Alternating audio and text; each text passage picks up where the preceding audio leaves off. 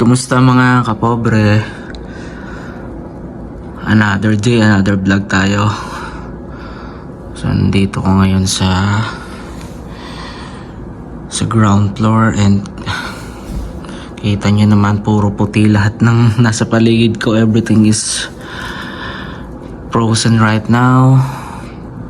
-10 kung hindi ako nagkakamali, and kahapon pa siya nag-start.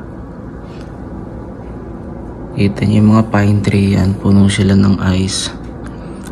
Pakita ko sa inyo sa labas kung ano yung actual na itsura niya. And, tapos ito, nagluto muna ako ngayon ng sausage kasi day off ko. Bukas back to work na naman. Ay, medyo nakakabitin, parang sarap matulog ng matulog. Ito yung kabilang bintana. So yan yung paligid ko dito. Mapapansin ninyo, everything is frozen. Malamig. Nagpa-flu shot din ako kahapon, kaya parang nabitin ako sa day off ko kasi ang sakit ng magkabilang braso ko. Nagpa-flu vaccine ako, flu shot, at saka anti-tetano. So yung anti-tetanus, once every 10 years kanila babakunahan nun. Tapos yung sa flu vaccine naman, every year third week of October nag-start sila hanggang by November. Yan, yung mga pharmacy dito, and inaalok nila ng libre, pakita mo lang yung health card mo. So papunta tayo dito sa aking tinutulugan sa may basement. Hindi naman masyadong ramdam yung lamig dito kasi may heater din. Ayan. Pasura pa ako dito. Nagluto rin ako ng kanin. May ulam pa. Tapos kumamaya, tapos kukunin ko yung parcel ko kasi mag-unbox tayo. May mga in-order akong products, I mean garments. Mga clothing. Unbox natin, Levi's at saka Concha Vans. Naka Black Friday, so marami yung naka-offer, marami yung mga naka-sales. Ito kahapon nabili ko lang to ng $4 marshmallow. 2 for $4 na siya. And tanungin natin si Google kung ano yung temperature. Hey Google, what's the weather today? Today in Smoky Lake there will be snow showers with a forecasted high of -8 and a low of -11. Right now it's -9 degrees with light snow showers. So ayan yung sabi ni Google, may light snow showers. Ito yung bintana sa tinutulugan ko sa basement. So yan, ang dami ng snow. Kita niyo yun, parang yung pine tree niya, no? White Christmas tree, no? Laki niya, no? Ayan. Tingnan natin sa labas. Punta tayo. Naka shorts lang ako. Yan. Saka naka chinelas lang. Tingnan natin yung labas.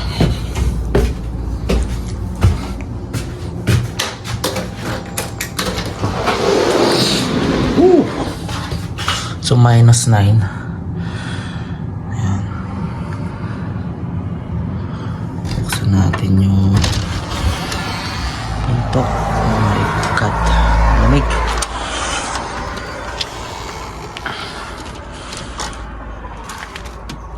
So yan,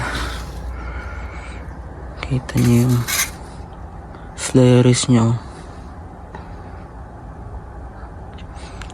Ang ganda siyang tingnan. Kaso lamig. Kita niyo yung mga yan, halaman na ata dry now. And everything is white. Everything is white. And yung mga bahay dito, puro ko na siya. So yun, puro puti. Oh my God, lamig. Yan yung mga kapitbahay namin. Tahimik ngayon dito. Karamihan nasa work pa.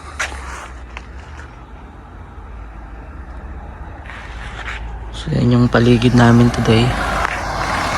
Lamig.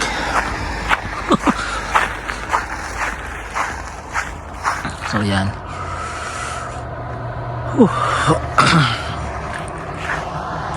Balik muna ako sa kwarto kasi nakasando lang ako. Sobrang lamig. Mamaya mag-unbox tayo. Kukunin ko muna sa post office. Yan, samahan niyo ako. Grabe. Nagkuhan agad siya. Nag-fog agad. Yan, ganito dito. So, 6 months na ganyan. Ang labo. Ayan o. Pero nag-e-enjoy ako. So, yun. Kakain muna ako saglit. And then, kukunin ko yung parcel. Yan. So, update ko na lang ulit kayo mamaya mga kapobre.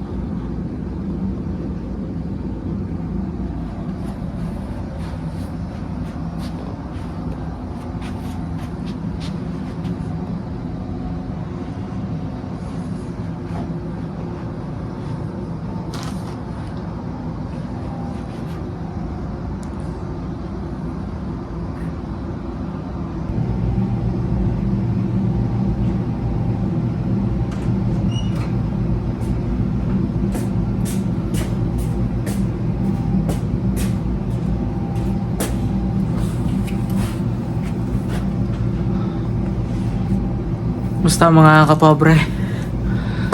So ito, nakuha ko na yung parcel ko. Yung iba, dito lang sa may terrace. Nilagay kasi iba-iba yung mga courier na nag-deliver. So ito sa terrace ko lang ito nakuha ng bahay. So may balcony namin.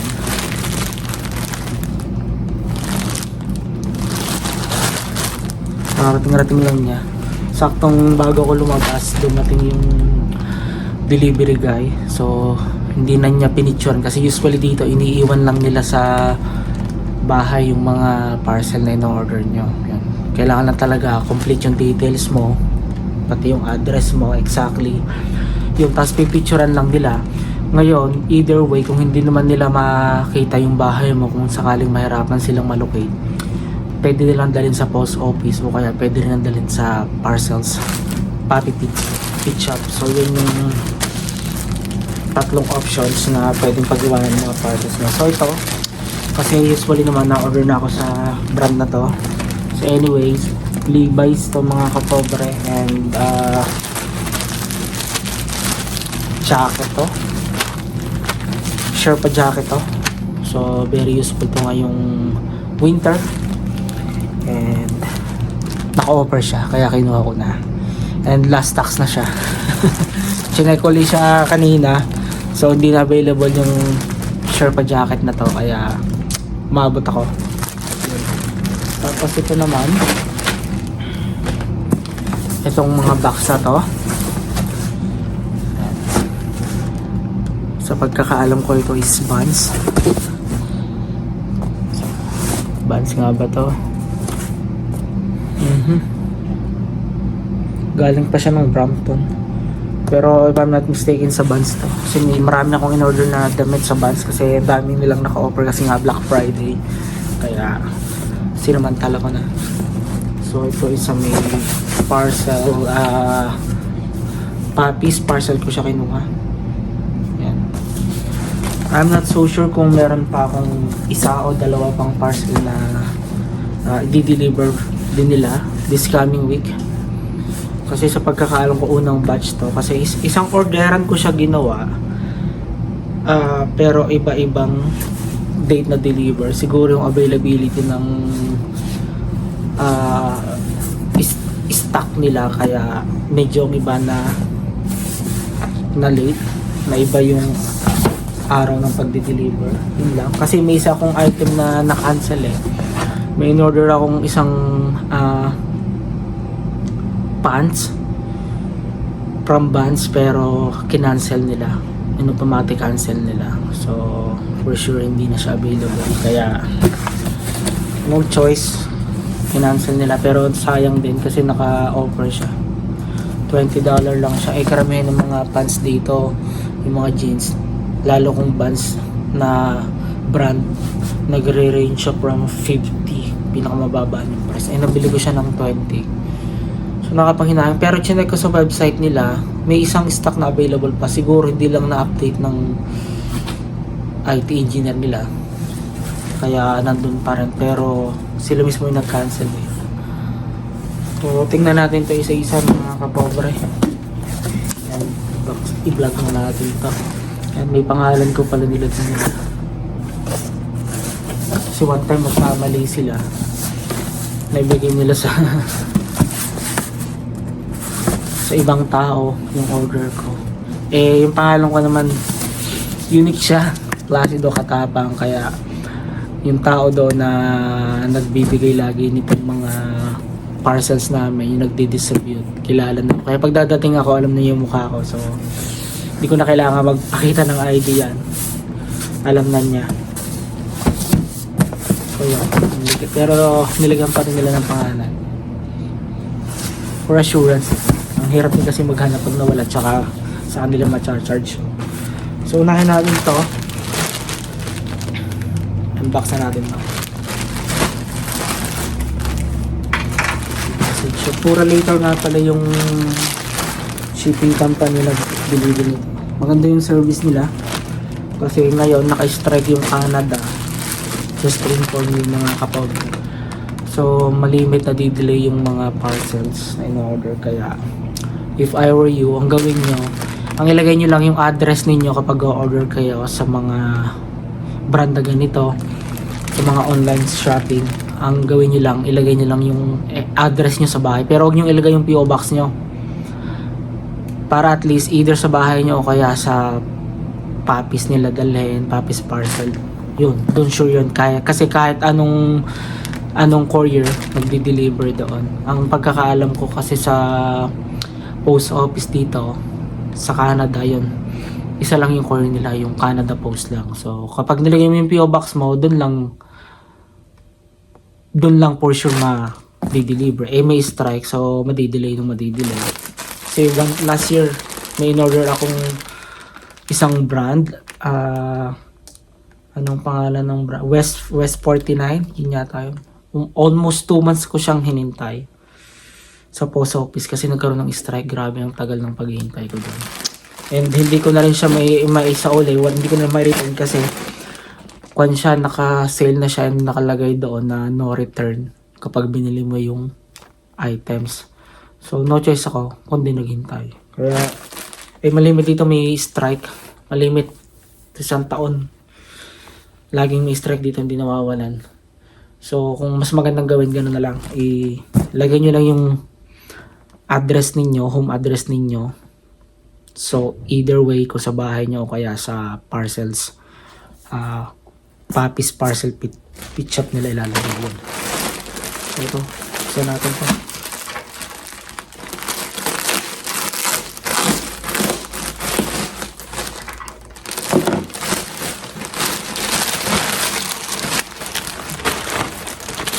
Wala pa akong kulay red na jacket, kaya kumuha ko ng isa. Tapos yung isa is denim blue yung kulay. Tingnan natin.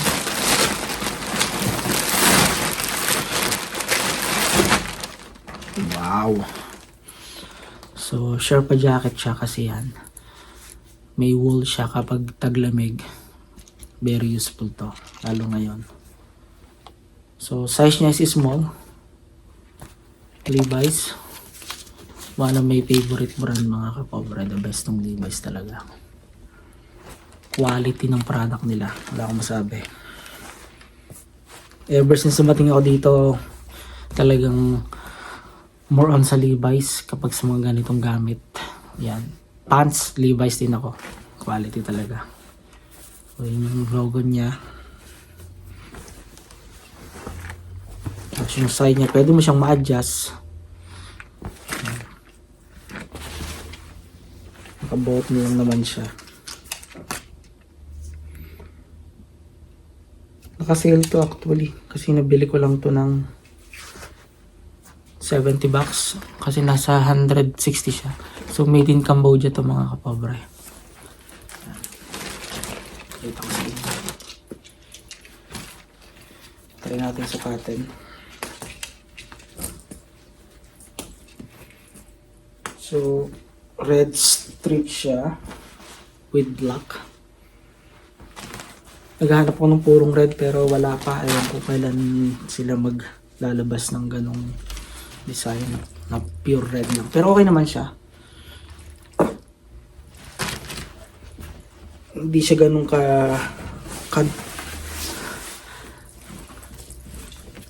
reddish, parang kan lang siya. Yun yung shorts ko, magkaiba yung pagka-red. Medyo may pagka-maroon siya ng konti. Parang may pagka-dark siya. Tapos yung loob niya, yan, is black. Yung etiketa niya. Wow. True to size yung brand ng Levi's. Talagang pag sinabi nilang true to size, kung ano yung sukat mo talaga, yun talaga. So, small lang ako sa brand ng Levi's and very comfortable siya. Bala kong gamitin to sa Christmas. Kasi last Christmas naka-green ako. So, ngayon, magre-red tayo.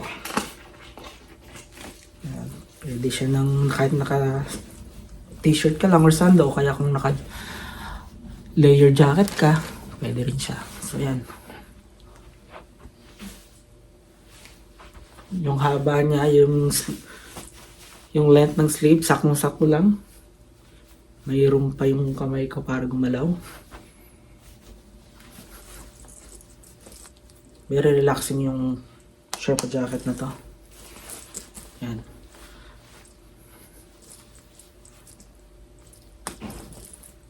Oh, I highly recommend this brand. Quality talaga sila ever since. Sa Pinas, mahal to. Brand ng Levi's. Pero dito, upward naman. And pwede mo siyang bayaran ng 4 gigs. Good for 2 months. So every 4 weeks pwede mo siyang bayaran. May mga ganong apps. Ganda. Parang hindi siya dalawang kulay lang. Kasi may red, parang may meron at saka black. So tatlong kulay siya. Pero yung pinaka-Sherpa niya is purely black. Tapos yung isa, tingnan natin yung isa.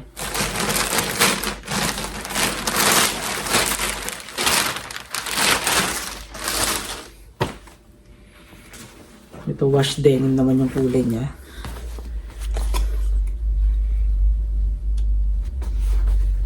Wow. Genuine leather talaga mga kapobre. Kahit yung etiketa niya. So made in Cambodia pa rin siya mga kapobre. Wow. Ito premium tong brand na to. Ito medyo mas mahal to pero naka-offer naman kaya kinuha ko na rin. Naka almost 60%. Titin yung likod niya, ang ganda niya oh. Yan. Pwede mo siyang i-adjust dito. Hilahin mo lang siya. Yan. If you want na medyo masikip or gusto mong paluwagan. Tapos hindi siya push button kon siya. Manual mo siyang tatanggalin. Tingnan natin.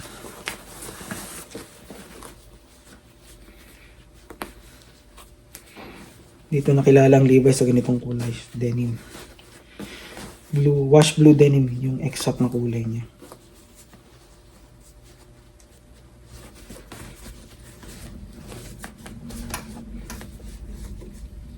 Till now, nakakon sila hanggang bago matapos yung November, naka Black Friday sale sila. Yan. Pumagpala yung loob niya. Inside ang jacket, kulay orange. Galing ah. Premium quality siya mga kapobre. So, genuine leather talaga. Meron silang isang jacket na fox leather. Gusto ko yung design pero iniisip ko kasi nag-research ako kapag fox leather every 5 years masisira na. Eh, sabi ko sayang din. Maganda sana siya kaso gusto ko magtatagal eh, katulad nito. Yan. Kahit ilang taon mong gamitin to, magagamit mo talaga to. Ganda niya mga kapobre. Yung detail ng harap niya. Grabe, quality talaga. Ganda. True to size.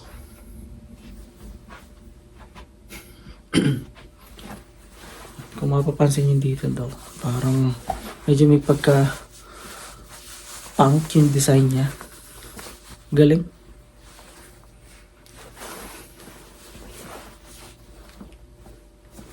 So yan.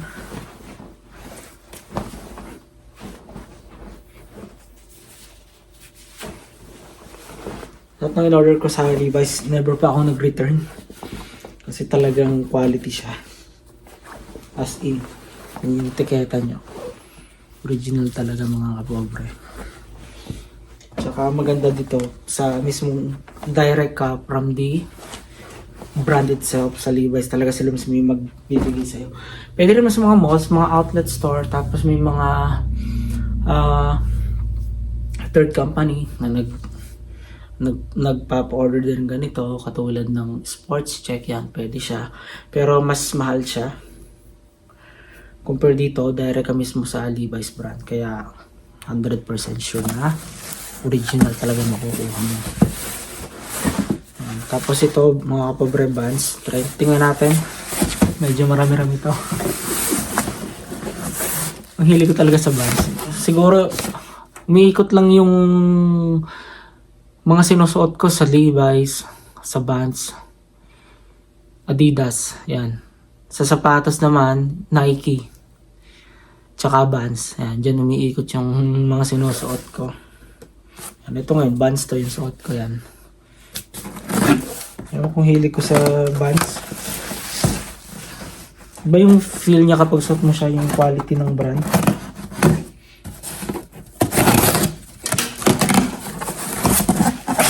Okay. So ito yung unang batch. Yan. So meron siyang shoes. So ang unang laman is ito, mga kapobre.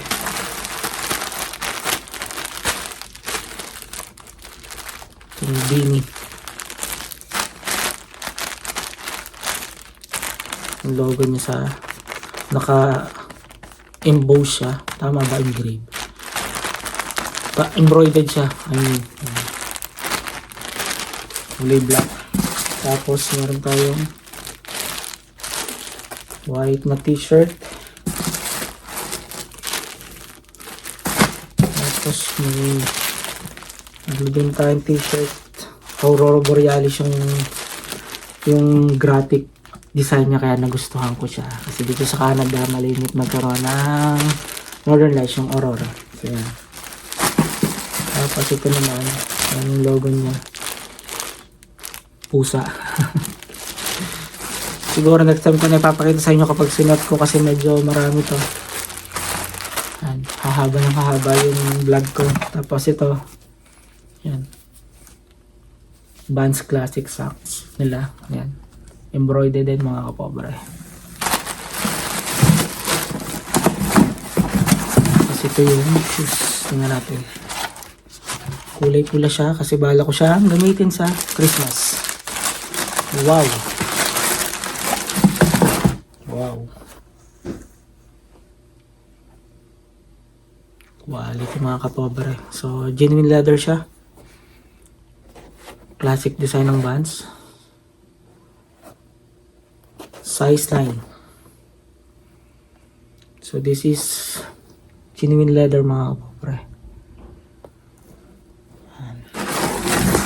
So teterno ko siya dito. And mukha namang magkaterno. Mukhang magkakulay sila. Kaya perfect for my Christmas. Dati more on black lang lagi sinusuot ko, pero isip ko nakakasawa rin pala pag lagi para-para. So nag-o-offer naman ng mga gandang kulay itong brand na to. So why not i-try, diba?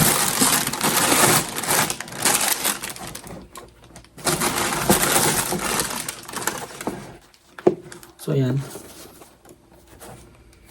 Magagamit tayo this Christmas. Bango. Vans. Daling bilhin dito, pero sa Pinas medyo pricey siya. Alam niyo naman sa atin, siyempre yung mga tax. Yan, size 9. Pero dito, hindi masakit sa bulsang bitawan. Tapos, ang original pa dito kasi brand talaga yun. Pala yung likod ng shoes sa may sole. Yan. Yung logo niya. Galing.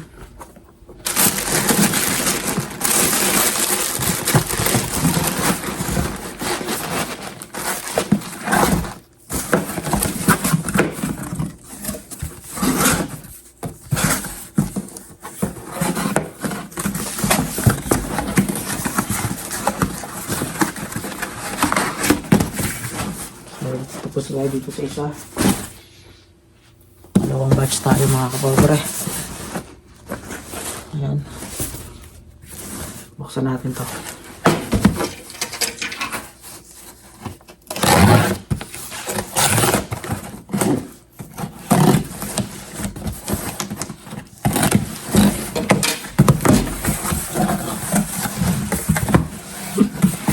Ito t-shirt. Ayan. T-shirts pa rin siya mga kapobre. All Vans brand.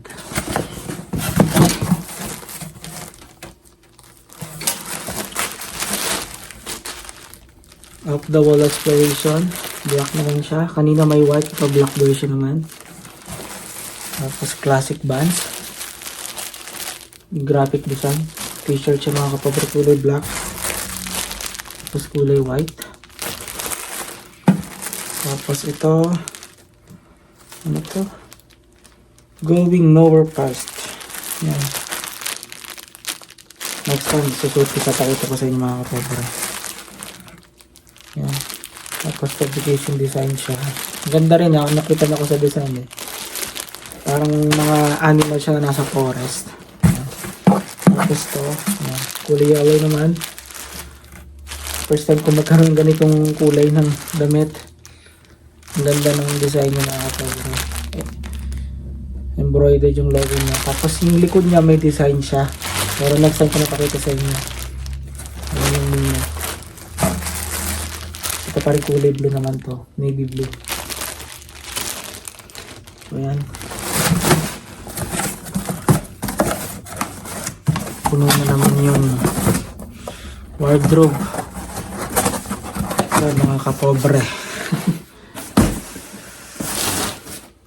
Last na muna siguro to for this year. Marami ko lang ino-order. Steamless. Medyo magaan siya. Hindi ko na kung ano laman ito. Pero for sure, Vans din na brand to. Wow. Nag-iisa. Ah, okay. Surfing design naman siya. Surfing design siya. Yung likod niya merong parang aling-aling. Parang katulad din niya ng design sa harap. So yun yung vlogs natin for today mga kapobre. Medyo mahaba-haba na tong vlog na to. Next time susukatin ko siya. Pakita ko sa inyo yung fittings nila. Pero yan yung mga products ko na in order. And I hope na nagustuhan nyo itong vlogs na to mga kapobre. And kung gusto nyo mga ganitong klase ng vlogs, please subscribe to my channel, hit the notification bell para updated kayo sa mga panibagong vlogs ko. And makikilike and comment na rin kung nagustuhan nyo itong topic natin for today, itong pag-unbox ko. And maglilinis muna ako ng bahay at ayusin ko muna to. Ilalagay ko muna siguro to sa drawer ko. Tapos next time kapag tinanggal ko siya sa plastic, pakita ko sa inyo yung size niya, yung fitting sa akin. So yun lang muna mga kapobre. God bless you all. Thank you so much. Bye bye.